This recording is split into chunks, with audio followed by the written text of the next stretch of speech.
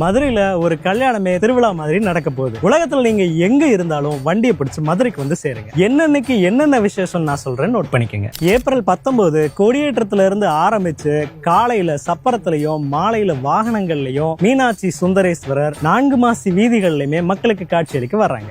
April 19 சிம்ம வாகனத்திலையும் 20 பூத அன்ன வாகனத்திலையும் 21 கைலாச பர்வதம் காமதேனு வாகனத்திலையும் 22 தங்க பல்லக்கிலையும் 23 தங்க குதிரை வாகனத்திலையும் 24 தங்க வெள்ளி ரிஷப வாகனத்திலையும் 25 நந்திகேஸ்வரர் யாழி வாகனத்திலையும் 26 பட்டாபிஷேகமும் 27 திக்கு விஜயமும் 28 உலகத்துல எங்கேயுமே காண கிடைக்காத லட்சக்கணக்கான மக்கள் ஒன்று கூடி கடவுளுக்கே நடத்தி வைக்க போற திருக்கல்யாணமும் 29 மக்கள் வடம்பிடிச்சு இழுக்கிற தேரோட்டமும் அன்னைக்கு சாயந்தரமே கள்ளர் வேஷத்துல அழகர் கோயில்ல இருந்து மதுரை நோக்கி புறப்பாடாகிறாரு. 30ஆம் தேதி மக்கள் அனைவரும் அழகரை எதிர்கொண்டு அழைக்கிற எதிர் சேவையும், மே 1 மக்கள் நிரம்பி வழிகிற வைகை ஆத்துக்குள்ள தங்க குதிரை வாகனத்துல ஆர்ப்பாட்டமா இறங்க போறாரு கள்ளழகர். 2ஆம் தேதி வண்டியூர்ல மண்டூக மகரிஷிக்கு சாப விமோசனமும், 3ஆம் தேதி தசாவதாரமும், 4ஆம் தேதி புஷ்ப பல்லாக்கும், மே 5 மக்களுடைய ஏகோபித்த வரவேற்பை ஏற்றுக்கொண்ட கள்ளழகர் மீண்டும் கோயிலுக்கு திரும்புறாரு.